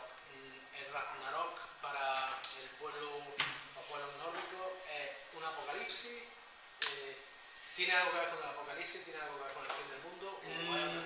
No tiene nada que ver con el fin del mundo, por el simple hecho de que para el pueblo escandinavo y para el pueblo europeo no existe un fin, simplemente hay un cambio de ciclo, eso sí. Y de hecho, en el libro del Voluspa, en el discurso de la vidente, se explica que cuando todos los dioses hayan muerto, todos los mundos hayan sido barridos y devastados, volverá a aparecer otra serie de dioses, que en principio son menores, ayudados por estos seres de luz, estos elfos, y que reconstruirán desde la base de Valhalla otro mundo y empezarán otro ciclo nuevo del cual ella no tiene datos. Porque el tiempo del ser humano es este ciclo. En el momento en el que tengamos fin, como seres humanos habremos acabado, pero habrá otra cosa, habrá otra concepción y habrá otra vez otro equilibrio del mundo, que volverá a terminar y volverá a comenzar de nuevo. Es el ciclo de continua renovación y cambio, así funciona. ¿Alguna pregunta por aquí? Yo voy a hacer otra vez.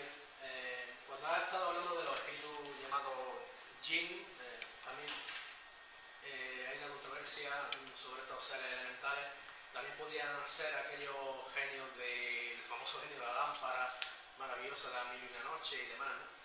¿Piensas que el Jinn, o sea, esta serie de elementales están ligados a la tierra, por ejemplo, de Arabia Saudí, al norte de África, o se podría dar, te explico, este elemental podría llamarse en otra parte del mundo, o está vinculado a la tierra, solo de ahí?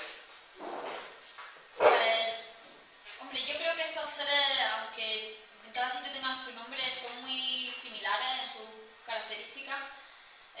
Robert Kiel, por ejemplo, sí diría que cada espíritu tiene su tierra. De hecho, existía la creencia de que si un vidente escocés emigraba a América, allí iba a perder su capacidad, porque de alguna forma los espíritus de ese nuevo lugar no lo reconocían como compañero de esa tierra. De alguna forma, donde has nacido, los espíritus que han nacido también en esa tierra donde tú vives, compartirían contigo una cierta afinidad o habían crecido contigo, entre comillas. En ese sentido, pues cada espíritu natural viviría en su lugar de origen.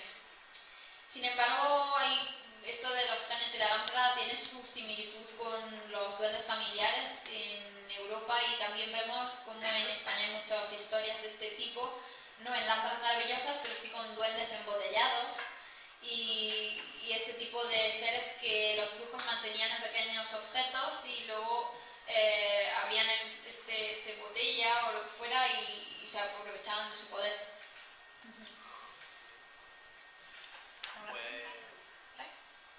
¿Nadie? Qué tímido soy. Yo tengo una pregunta. Para más. ¿Qué tendría que hacer una persona para hacerse a Satrú y pertenecer a vuestro grupo? El hecho de que se haga, como estamos diciendo, es decir, que se produzca una conversión, depende un poco de la persona en sí, quiero decir, cómo definir qué eres o qué no eres. Nosotros, hablo de mi clan, porque es de lo que puedo hablar, ¿vale? Como los clanes se autogestionan y son completamente independientes unos de otros, cada uno lo enfocará a su manera. Todavía no se nos ha dado el caso de que alguien quiera entrar y tengamos algún tipo de duda en el tema de la fe, es decir, todas las personas antes de entrar al clan obviamente tienen que pasar un periodo que no es exactamente de prueba, sino más o menos de conocimiento. Se trata de quedar mucho, se trata de que asista a la ceremonia aunque no participe y bueno, pues no sé, comparta con nosotros pues sus inquietudes o los conocimientos que pueda tener y de los cuales nos podemos beneficiar ambos, tanto la persona que quiere entrar como nosotros, que por supuesto no lo sabemos todo. Una vez que se ha hecho esto, pues si alguien del kindred, alguien del clan, cree que esa persona puede estar dentro y quiere meterla, haría como de padrino, apadrinaría a esta persona y eso se sometería al consejo, a la votación del consejo de todos los hermanos y hermanas con derecho a voto dentro del clan, que es el CIN. Entonces se haría una votación. En el caso de nuestros estatutos debe de cumplirse por unanimidad, es decir, el criterio tiene que ser completamente unánime. Si hay alguien que tiene dudas, ten en cuenta que estamos hablando de una hermandad real, no puedes ser hermano de alguien que no, por el motivo que sea, no sea afín a ti. No quiere decir que te caiga bien o mal, eso da igual, porque la gente no siempre se lleva bien, pero sí que sepas que puede ser una persona de confianza, pues no puede entrar. Ahora bien, si todo el mundo está de acuerdo por unanimidad, pues sin problema, se hace una ceremonia que nosotros llamamos de los 9 juramentos y esa persona pues, entra a formar parte del clan, tan simple como eso. ¿Tú tenías una pregunta? Sí, es para que todos en realidad. Cuando una persona tiene el don de la segunda visión o es capaz de ver el mundo sobrenatural y tener una magia propia, es decir, tener un don especial, ¿puede llegar a perder este don por algún motivo?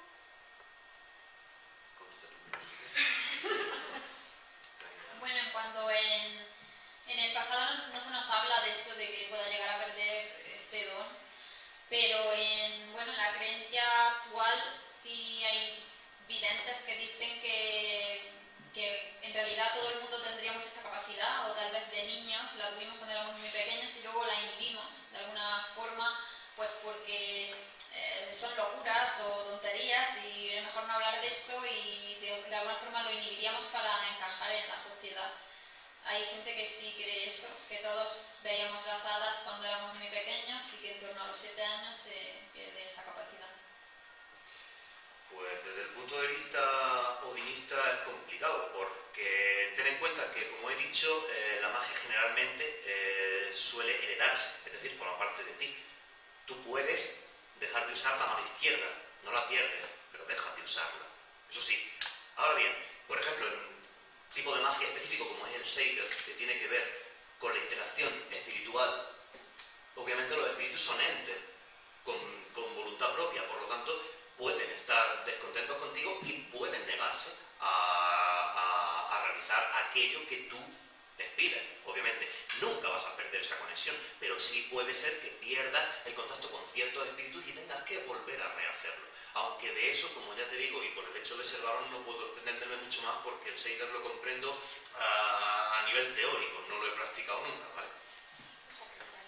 ¿Por ahí había otra pregunta? Sí, mi pregunta es para Manu.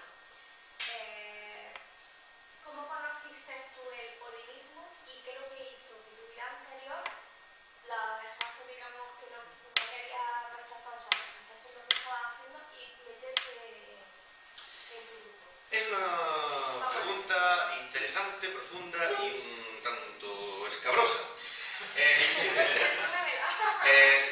Lo digo porque yo antes antes de... Claro, que es algo que yo más o menos no conozco muchas cosas paganas Sí. y demás, pero me interesa conocerlas. Sí. Pero yo no porque vaya a hacer un camino o vaya a dejar de hacer otro camino. Claro, generalmente... Pero lo que a mí me interesa es qué hace que una persona tenga un camino y qué hace que se rompa, o no que se rompa, sino que gire hacia otra cosa.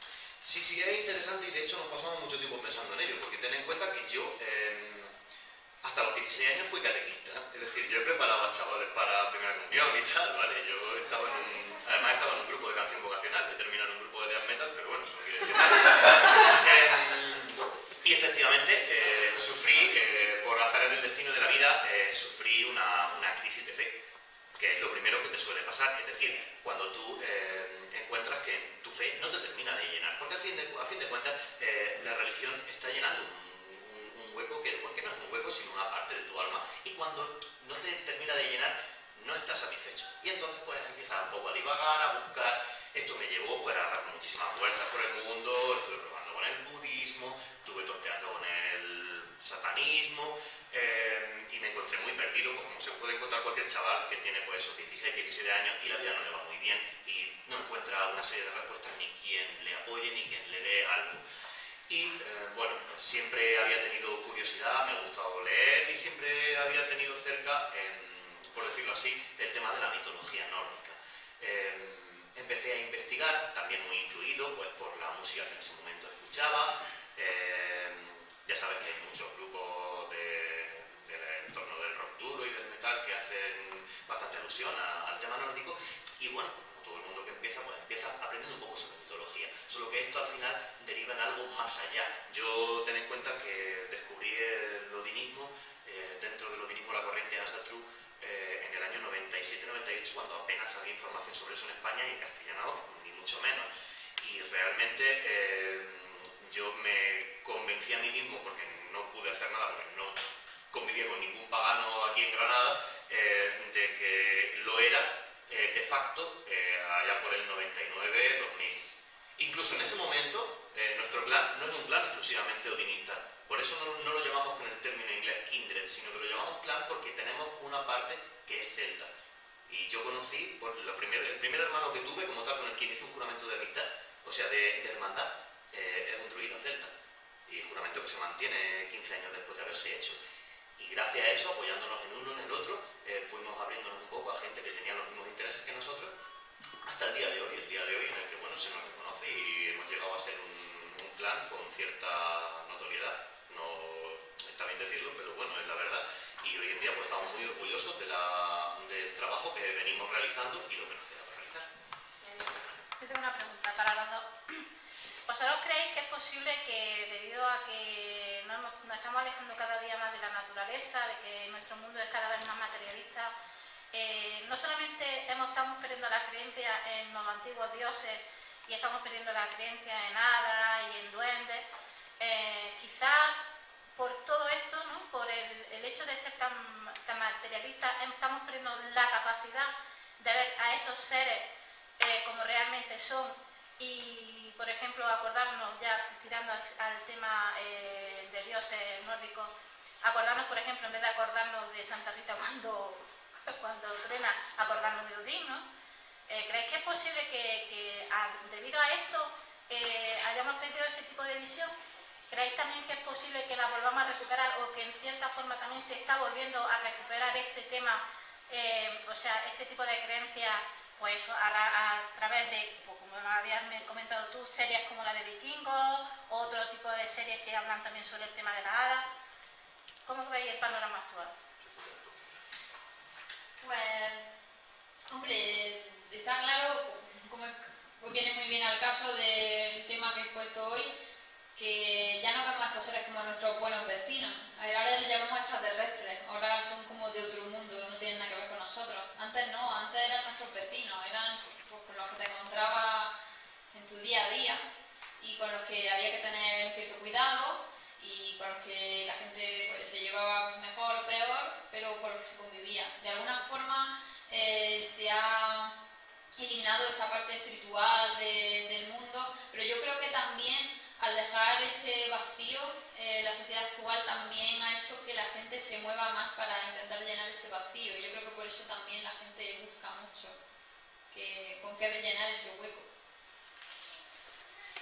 Hombre, desde mi punto de vista, tal vez discrepe un poco contigo, Mari Carmen, porque no creo que hoy en día la gente se haya alejado de la espiritualidad europea, y cuando hablo de europeo hablo de todos los pueblos de Europa, siempre ha estado ahí. Ahora bien, se ha podido desviar o tomar otro camino que no era el camino antiguo, como lo llamamos nosotros, la antigua senda, sino que, bueno, se ha visto desbordado por materialismo, por una cierta homogeneización social que ha llevado a la gente a tratar de llenarse con cosas que realmente no necesita, pero a día de hoy, a comienzos del siglo XXI, como nos encontramos, como ya he explicado en mi exposición, el resurgir de todos estos movimientos paganos está cogiendo fuerza y es un hecho, es decir, ahí está. No es que lo diga yo, son las cifras las que me avalan. Entonces la gente está retomando estos caminos. ¿Por qué? ¿Por hastío, por hartazgo? Puede ser. Yo personalmente, como ya te digo, busqué mi espiritualidad y la encontré gracias a que primero tienes un periodo en el que te tienes que plantear cosas. No nos vamos a tragar todo lo que nos den. Pero obviamente la gente se ha hartado de un modelo de sociedad que no le gustaba, que no le llenaba a ciertos niveles, y está volviendo a retomar otra vez el camino. Puede ser, pero nunca se ha perdido, porque es lo que estamos hablando. Cuando yo a las mujeres mayores me llegan y me dicen, tal, pues, ¿tú cómo ves esto de las cosillas, tal, que pasan en la casa? Tal? Yo son cobos, yo tengo debajo de mi cama un plato de chucherías, para que no me pierdan las llaves. Y lo llevo y yo siempre lo hago. Ay, pues eso en mi pueblo lo llamamos martinico. Exactamente. La señora te está siguiendo con la espiritualidad europea, sigue viendo lo mismo que veo yo, simplemente que yo le doy un nombre que a lo mejor ella, otra explicación, pero la realidad está ahí. Hay un proverbio nórdico que dice, todo lo que tiene nombre existe. Así que, da igual cómo lo llamen, la figura está ahí, no se ha perdido la espiritualidad, la estamos recuperando, la vieja espiritualidad, y volveremos con fuerza. No queremos suplantar a nadie, lo que pretendemos es hacernos un hueco para que la gente tenga la libertad que siempre hemos querido y que propugnamos por ella para poder elegir, por lo menos elegir qué quiero creer. Mira, yo voy a hacerte una pregunta a ti, a la chica. A ver, tú que estás hablando de extraterrestres y de hadas, y tú que lo has estudiado, lo has visto, lo has vivido, en realidad, ¿qué crees que son? ¿Extraterrestres o son de verdad hadas o qué son? Yo creo que hay un fenómeno real, lo que son no lo sé, obviamente, pero cada persona proyecta en ellos su miedo y esperanza, según su fe y según su cultura y su contexto social, pues según la época, pues lo que en una época puede ser un hada, para otro puede ser un ángel, para otro puede ser un extraterrestre. Pero lo que realmente me parece fascinante es que no es la interpretación que le demos, sino que algo hay ahí, porque las características de esos encuentros sí coinciden. Entonces eso es lo que a mí me pica la curiosidad. Este autor, que seguramente de investigador del fenómeno ovni que más me gusta es este que ya he mencionado antes, Jacques Vallée, y él es científico y tampoco sabe explicar, obviamente, solo pues hace, como he dicho yo en la conferencia, pues buscar esos puntos en común. Él dice que si la respuesta es que son extraterrestres se sentiría muy decepcionado. Él espera que sea algo más complejo y que tiene que ver con que para él, aunque no comprendemos bien cómo funciona el espacio-tiempo todavía. Él como científico lo ve de esa manera, aunque no comprendemos todavía bien cómo funcionan las cosas. Y estas aberraciones vienen a ponerlo de manifiesto porque se repiten, ¿no? Todavía no encontramos qué es lo que las une, pero hay algo ahí. Una cosa que te iba a preguntar, ¿por qué siempre se habla de Escocia y en estas cosas y casi todo está muy arraigado a esa tierra? Porque, bueno, en estas tierras, pues, como ha contado Manu, pues, aunque se cristianizaron, eso en el pueblo pervivió muchísimo, sobre todo en las zonas rurales, y yo creo que los propios sacerdotes no lo perseguían, porque el caso de la comunidad secreta fue Robert Kirk, el mismo que, de hecho, en la comunidad secreta él hace una defensa de por qué estos seres no son demonios y tener contacto con ellos, o tener la segunda visión. Él expone que eso no es brujería y que no es pecado digamos que aunque eran cristianos se sentían identificados con algo más y que lo seguían viviendo en su día a día. Y bueno, en España yo he hablado mucho porque desde niña me encanta todo el tema de Irlanda, Escocia y tal, pero en España, en el norte, que tiene también pervivió mucho la cultura celta, también conservamos las mismas creencias, eran muy parecidas. En el País Vasco también están los Lamiñac, que también viven bajo tierra y tienen las mismas cualidades.